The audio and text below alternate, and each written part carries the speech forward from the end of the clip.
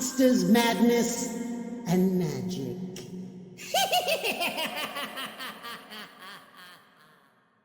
All right, folks, welcome to the Monsters, Madness, and Magic podcast. I'm your host, Justin, here with a quick word before we dive in. Now, in this episode, I speak with actor Vincent Regan about life in Ireland, the Royal Shakespeare Company, filming 300, troubles on the set of Troy, HBO's House of the Dragon, and more. As always, thank you all for listening out there, and without further ado, here you go. All right, Vincent, take us back in time. You're a youngster. Would you consider yourself a book reader, fort builder, troublemaker, or all of the above?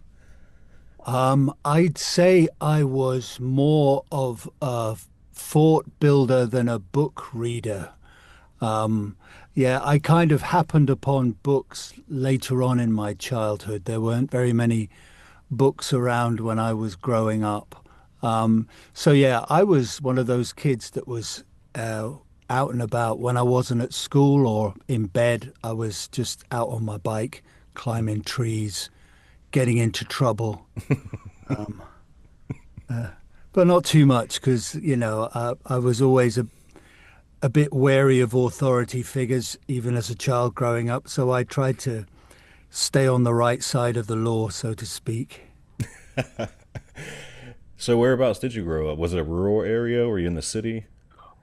Well, my family from the west of Ireland, and my dad came over to work in the UK, and so we were brought up in the countryside in East Anglia, which was kind of a great place to grow up as a kid.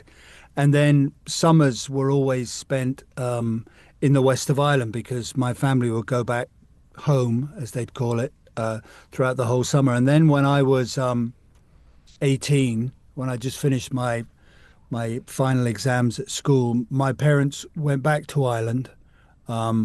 But I decided that I'd stay in the UK because apart from going to church or going to the pub, there wasn't a lot of options in the west of Ireland at the time.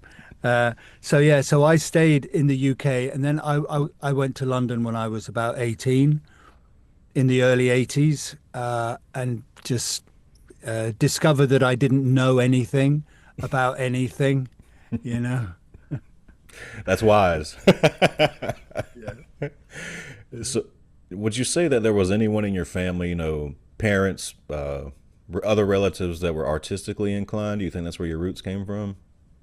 No, not at all, really. My family,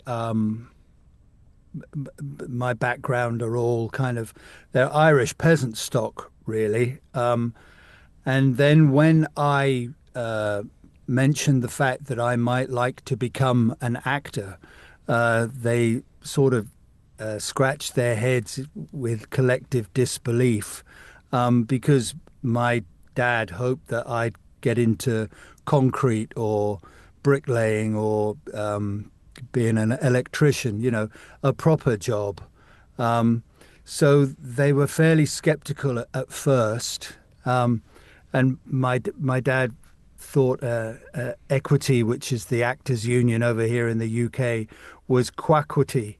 And it was quite a strange experience being a young actor in Thatcher's Britain in the 80s, because you couldn't get an acting job without an equity card, and you couldn't get an equity card unless you had a job.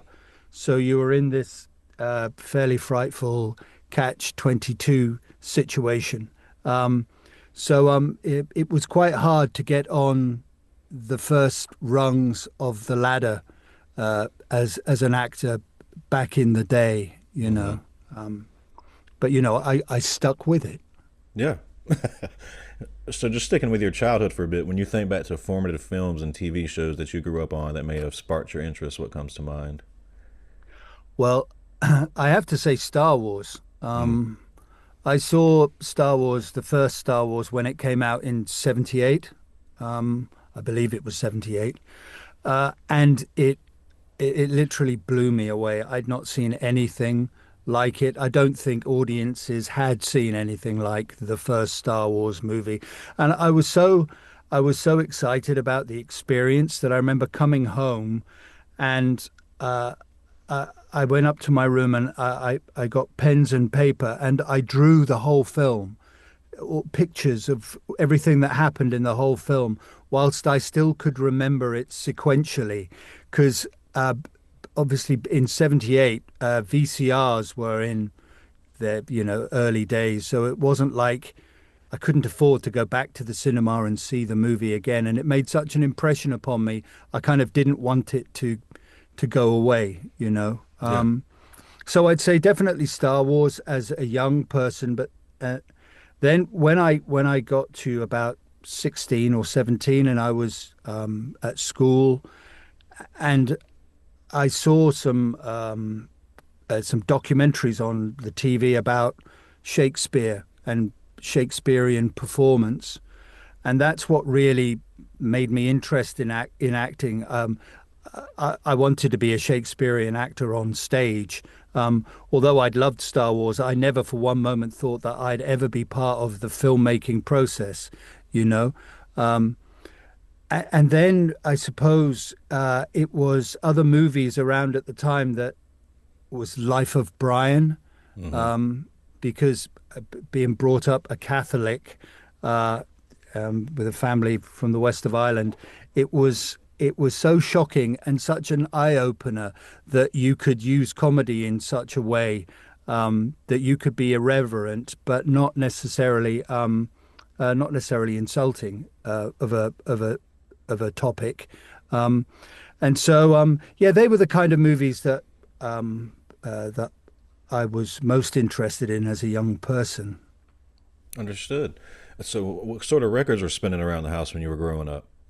Oh my word. I remember we had a couple of records from the 60s, a couple of Beatles 7-inch singles. We had the Chieftains, which is Irish folk music. We had lots of chieftains. We'd often have like band records in the UK that were like IRA songs. There was one called The Men Behind the Wire, which was banned in the UK.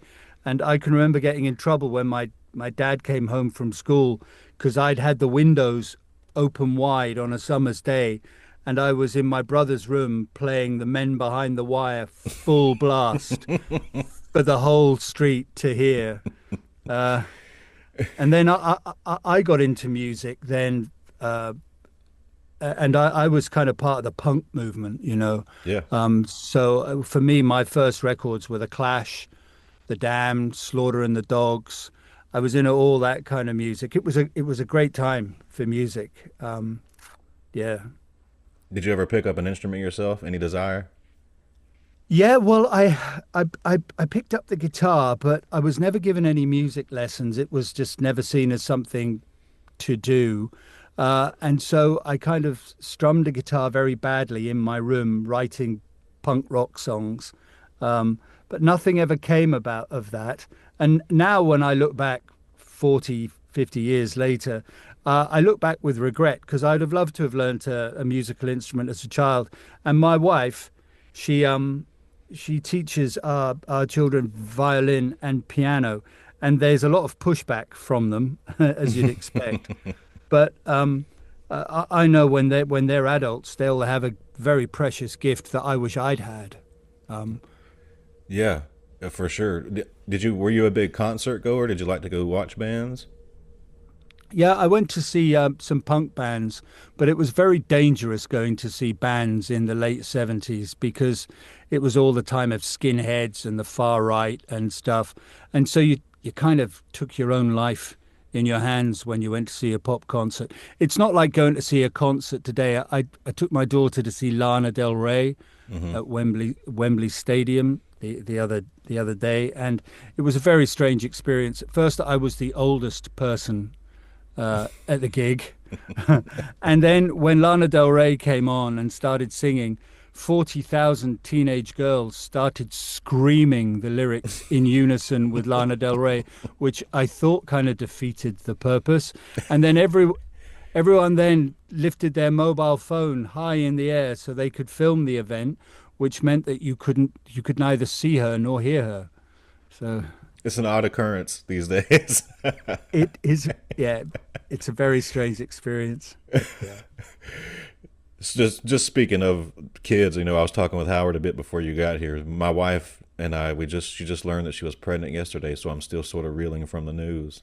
Wow, that's great news. Yeah, like I told Howard, I'm stuck somewhere between excited and terrified. Yeah. Was So a question I like to ask everyone is what scared you as a kid?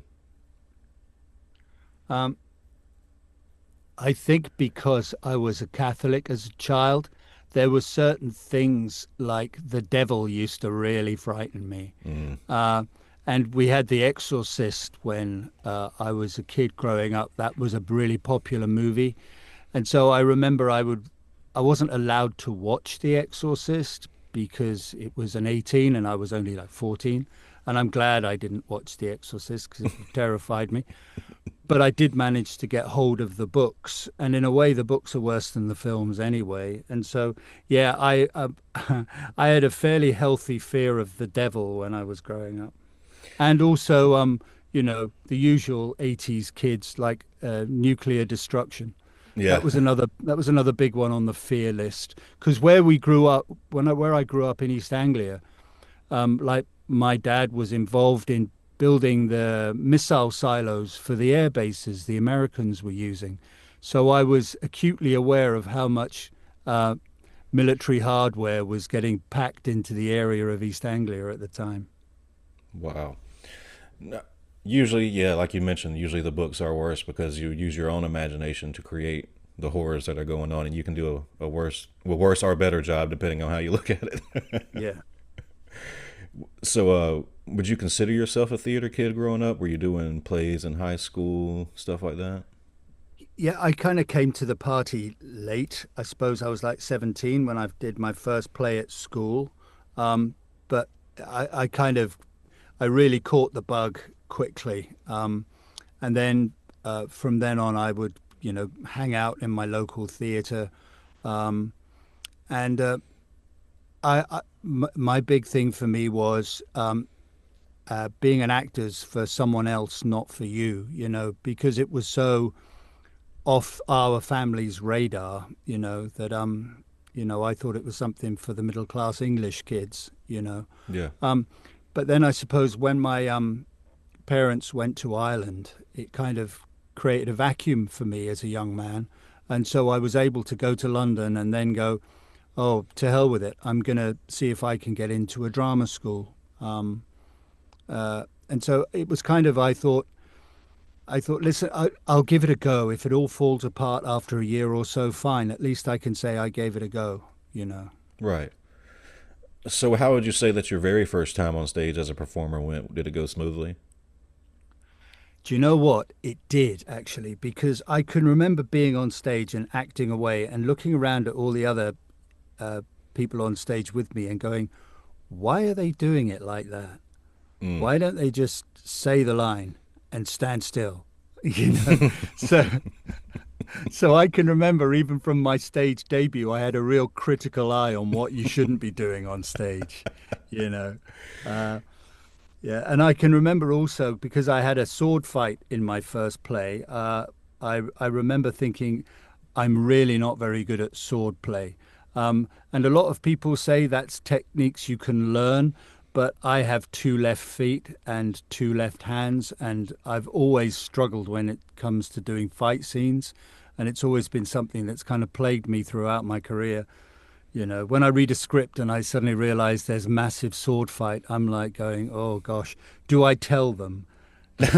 Do I tell them that it's going to be a long day's filming before we get this in the can?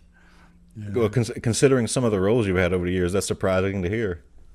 No, exactly. Exactly. My first proper professional job was playing Tybalt at the Royal Shakespeare Company in Stratford, opposite Mark Rylance as Romeo. And I had to do an extraordinarily long fight scene with a sword and a dagger. It was a nightmare for me. It was so stressful, and I never ever did the same fight twice every night. So God knows how we didn't kill each other, basically. Was was stage fright ever an issue for you? Did you have to overcome it? Um, when I was a younger actor, no, I didn't have any stage fright at all. I could quite literally um, uh, come into the stage door, throw my clothes on, and just walk straight on stage, and it was not in the slightest. But the older you become, and now at my I'm 60 now, and I'm doing theatre now. I'm doing a play next month. Um, it's not a. It's basically you're worried that your hard drive's going to pack up. Yeah, It's basically you're worried whether you have the mental capacity to withhold the information and say it at the right time in the right order, really. yeah. Um, and so it's not stage fright. It's kind of like a low level anxiety that kind of always hangs around you, you know. It's interesting. I've heard several actors that I've spoken with that work on the stage that say the same thing that you just said, that it comes more as they get older Mm. and not so much when they're young. Yeah, well, a lot of actors they basically they don't act on the stage when they get older because the stage fright just gets too much for them, you know. Yeah. So, speaking with actors over the years, you always, us non actors, we always hear the term method acting thrown out there in the ether, really. Uh, but from what I've gathered speaking with actors, is that each actor has their own individualized method that sort of works best for them. Would you say that's fair to say in regards to you? Yeah, definitely. Because there's been a lot of debate on what method acting is. But there's so many proponents of certain styles of acting. You know, there's Lee Strasberg, there's Stanislavski, and I think most actors, as they develop through their careers, they start to find processes that work for them so that when they're actually acting, they're doing it with confidence, with focus, and with a feeling of truth. Yeah. And if you can get all of those three things, um, the process of how you get there is neither here nor there in a way. Um, because at the end of the day, um, I think it's Pushkin's aphorism, I'm not sure, and it basically goes, I am Vincent Regan, but if I was such a person in a certain set of circumstances, how would I deal with this? And I think that's the starting block for all acting, basically, because it's pretty much doing what you did when you were 7 or 8 as a child. It's playing dress up, it's playing make believe. And whatever gets you to that point, be it technique or be it immersing yourself in a role and staying in character on a film set, it doesn't matter as long as the results you achieve are the ones you wanted. Right. Now, beyond what we may see on the screen, is there anything that you do for yourself to help you sort of get into the headspace of a character, maybe write a journal or think about the backstory, anything like that? I often think about backstory. What I like most is when you're dealing with a character that actually existed in history, Hmm. because then that opens up, the porthole to do as much research as you possibly can, and that's the fun side of it, you know. Um, but I like to, as an actor, kind of be as real as I can. And so the more information you can find out about your character and your character's world, the easier it is and the easier it will be for you to trick your brain uh, to immersing yourself in that world, so to speak. Do you have a dream role when it comes to the stage? Um, well, I played Hamlet as a younger man, and obviously that's one of the kind of uh, plum roles for Hmm. any actor. So I've already uh, uh, played Hamlet. I suppose some of the other Shakespeare roles, I'd love to have a go at Macbeth, and maybe in a few years' time, King Lear and things. But also, there's I'd like to do some of the Arthur Miller big hitters. You know what I mean? Yeah. I like a challenge, and I also think it's really important as you get older to push yourself more. Especially when it comes to working your brain. Um, you know, uh, so yeah, no, I'm hoping over the next few years to be involved in the theatre more and to take on more challenging roles. Great. So, you start out on the stage. How do we make the transition to the screen? How's that first role happen for you? Well, I was at the Royal Shakespeare Company for 2 seasons, and I was having a great time. It's an amazing place to work with some fantastic actors. But I got a new agent whilst I was at Stratford, and they kind of left me with an ultimatum. They said, "You have to leave the Royal Shakespeare Company at the end of this season." And I was like, "Well, I don't want to." And so I ended up going on TV for the first time. I did a couple of kind of crime shows in the early 90s. Um, and I saw myself back on TV afterwards, and the performances were atrocious. They were so bad because I was overacting terribly. Um, because I had no idea. When I was at drama school, we didn't really focus on screen acting at all. The whole drama school setup in the UK in the 80s and was really set on stage. It's very different now.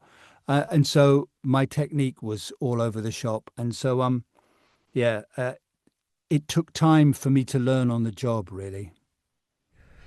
That's interesting. I always hear stage actors saying they have to dial themselves down for the screen. Now that you've returned to the stage, do you find that you have to dial yourself back up? Yeah, I do. But the interesting thing about coming back into the theatre in 2025 is that I have film cameras on stage filming me and beaming a big close up on the back wall of the theatre, and they're miking you up and things like that. So you can mumble and murmur and things, which is very obviously very different from when I was in the theatre as a younger actor, where you had to fill a theatre of 1,500 seats every night. Right. You mentioned you like to play sort of roles that are historical that you can dive into the history. Have you ever played a character that is still alive? How does that work for you? Yeah, I did a gangster movie, and my character was still alive and in jail. Um, and so I kind of made sure that after I'd read the script that I checked that that the person in question wouldn't feel aggrieved by me portraying him on screen. Um, it's a very difficult one, especially if you're playing a famous person who's alive now.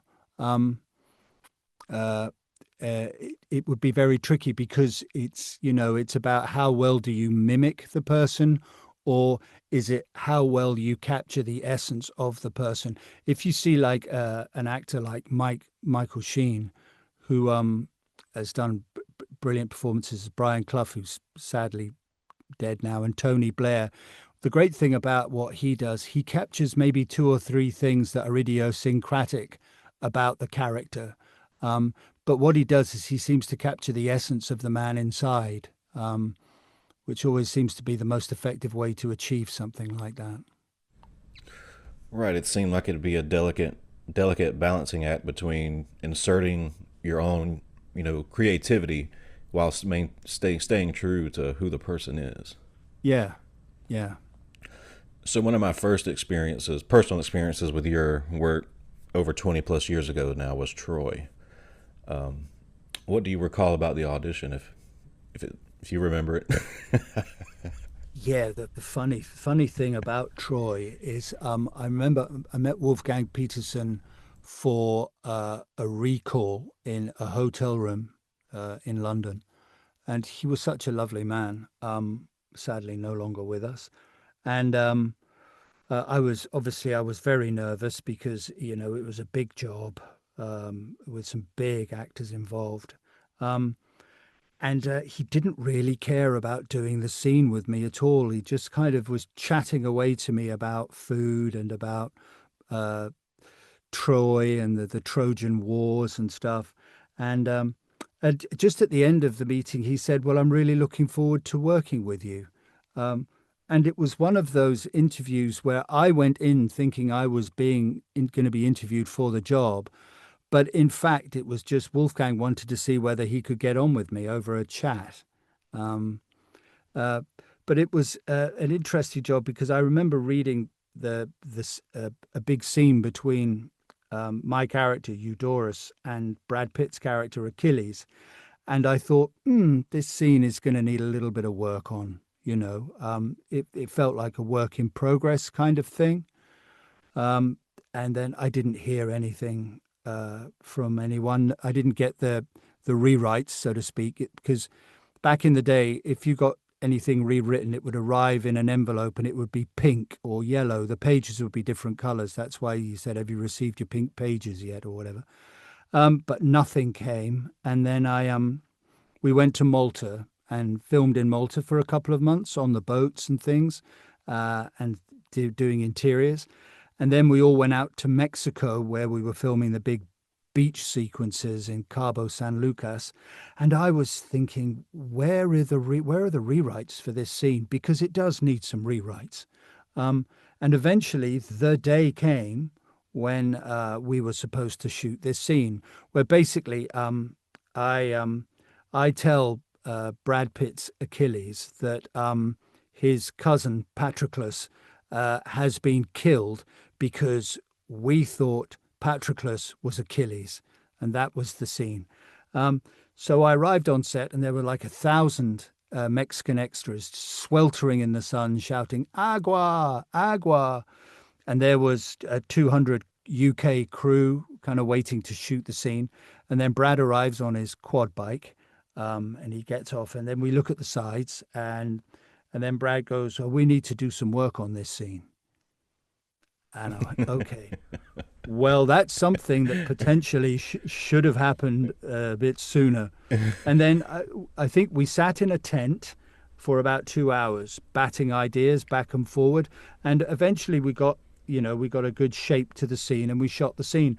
But I remember thinking, in that 2 hours where we worked on the script with a crew of 150 working on their tans and 1,000 Mexican extras dying of thirst, you could have shot a low budget British gangster film for probably the same amount of money, you know? Yeah.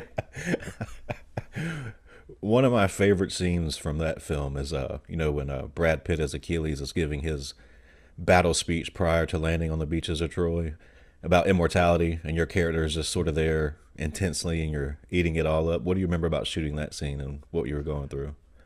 Um, I just remember that it took a long time to shoot it, and because a lot of the problems involved paparazzi boats.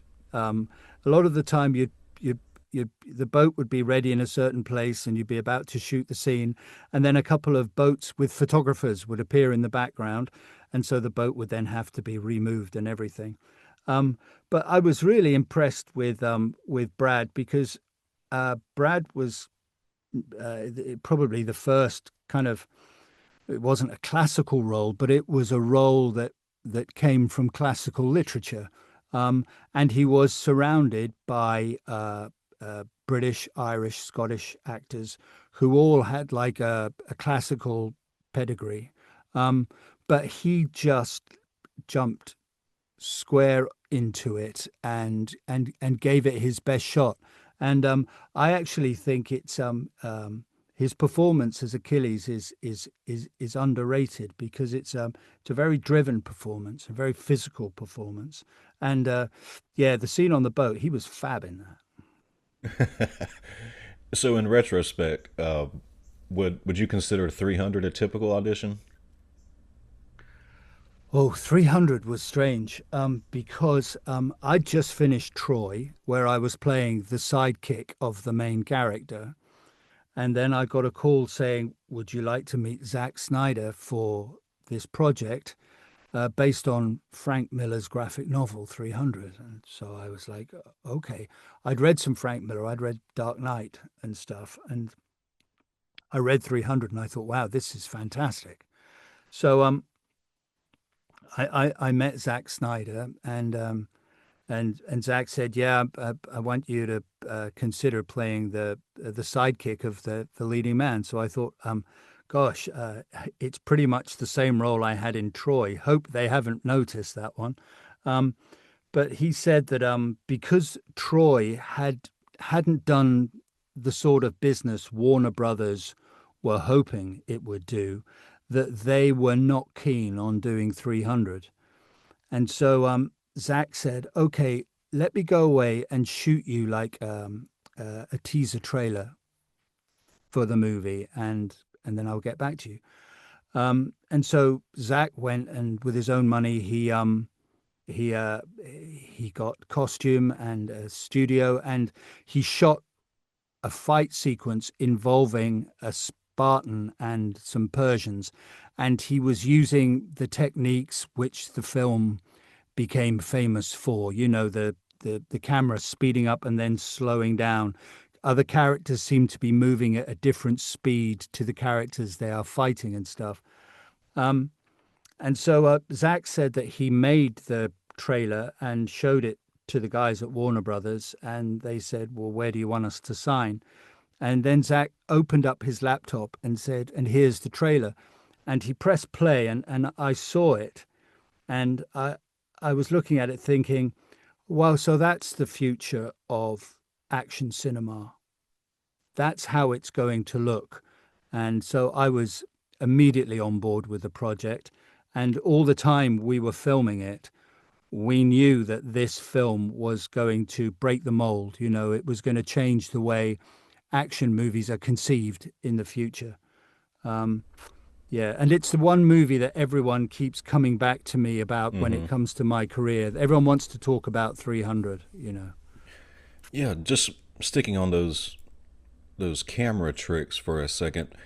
Was that purely a tech aspect that was done, I guess, later or in post, what have you? Did that affect how you guys had to act the scenes out at all? Well, the interesting thing, 300 was shot on film. Mm. It wasn't shot on dig.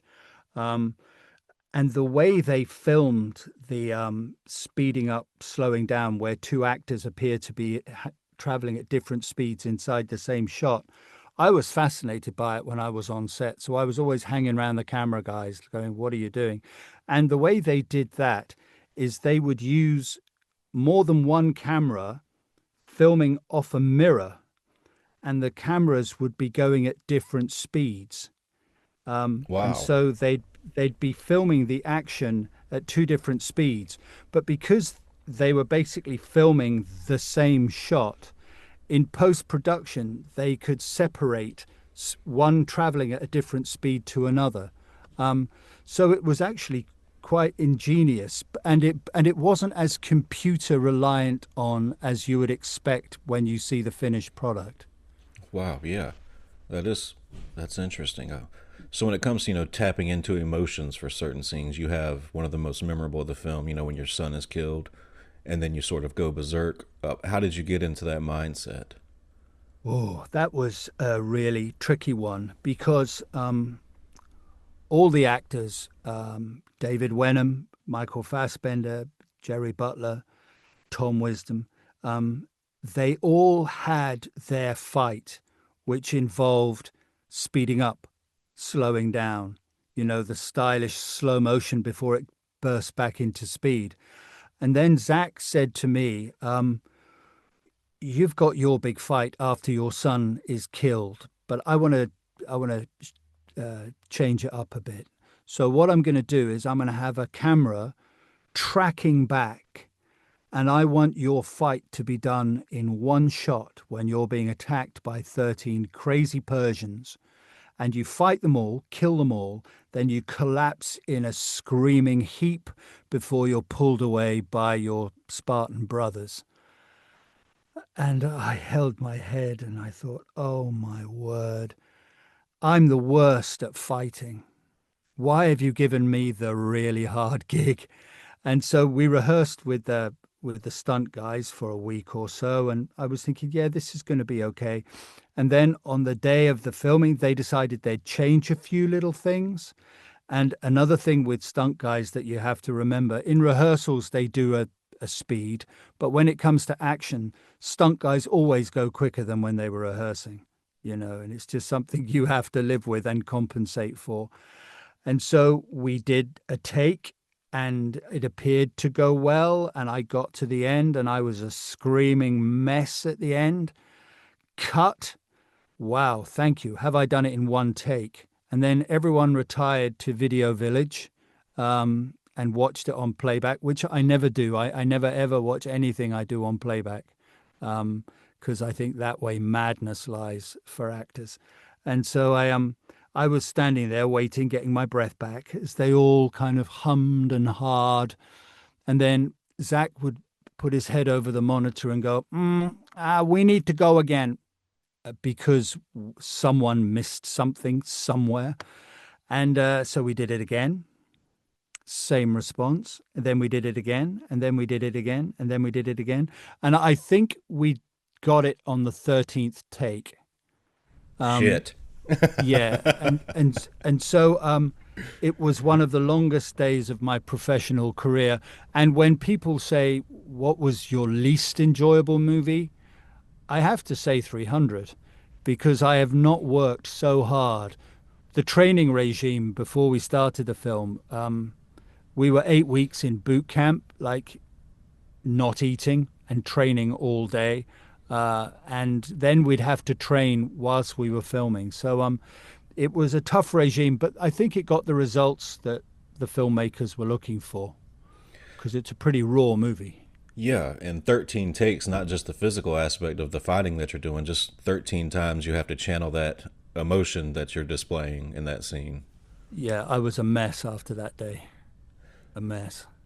So I know we can't talk about what's going on currently with House of the Dragon, NDAs and such, but did you familiarize yourself with any of George Martin's writings going into your role or anything? No, I remember when Game of Thrones came out 10 years or so ago, maybe longer. I was in the mix for some of the characters then.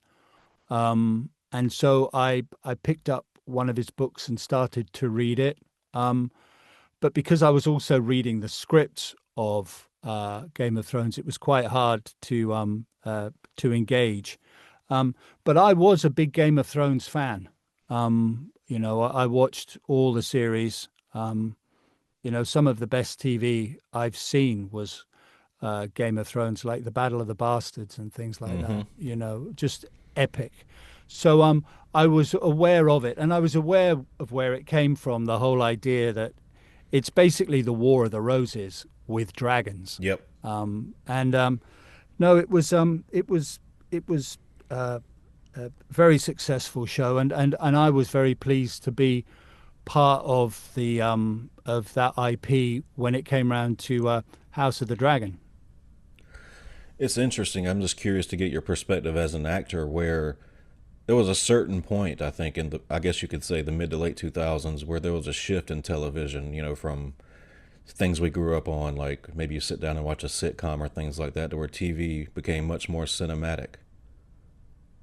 Yeah, the whole landscape has changed with cable and with streamers. Like we have, it's called Sky Atlantic over here in the UK, but it's basically HBO.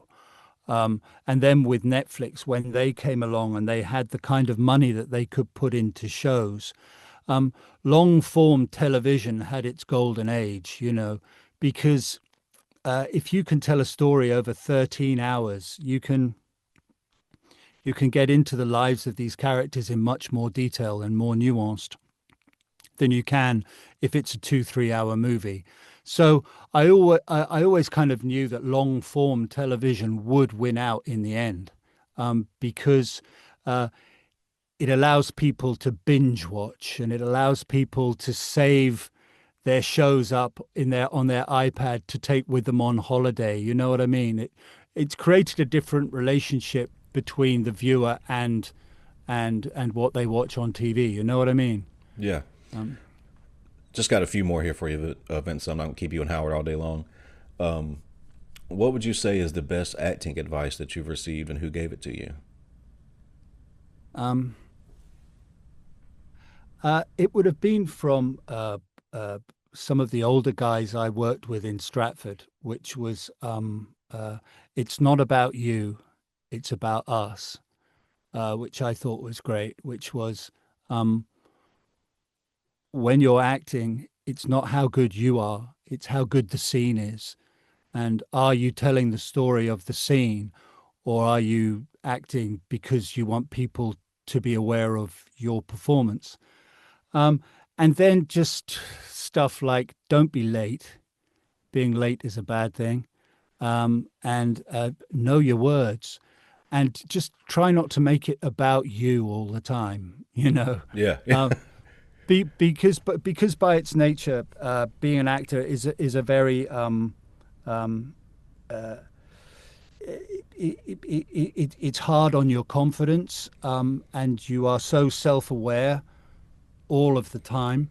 Um, it's great when you can be on a job and you can forget about that and just enjoy being part of a team that are making a collective project. Yeah. You're a jigsaw in a bigger picture. Have you done any teaching, or do you have any desire to do that? Um, no, if I was asked, I would maybe do it as a one-off. But I'd really question whether what advice I was giving would be correct. Because what might work for me as an actor, the processes that I do as an actor, wouldn't necessarily work for other actors. It depends what stage of the journey they're on as actors, you know. But I suppose I could maybe take a class just in film technique, and what to expect when you're on a film set, and Right. how you should behave to make your day go well and to make everyone else's day around you go well. Well said. A question I like to ask near the end to everyone is, have you ever had an experience that you would consider supernatural, paranormal, or encountered an event you can't explain? Um, Kind of not really, not really. I'm very superstitious, and if I'm climbing the stairs I live in an old house, I always kind of like turn round in the hope that I'm going to see shadows coming up the walls behind me. But no, nothing like that. Nothing like that. I'm a firm believer in ghosts and spirits, though, but unfortunately, I haven't had an experience. Or fortunately, depending on how you look at it. Fortunately, yeah, it would scare the bejesus out of me, I'm sure. Yeah. Well, just to put a bow on this thing here, man, is there anything on the horizon that you can share or promote without getting any trouble?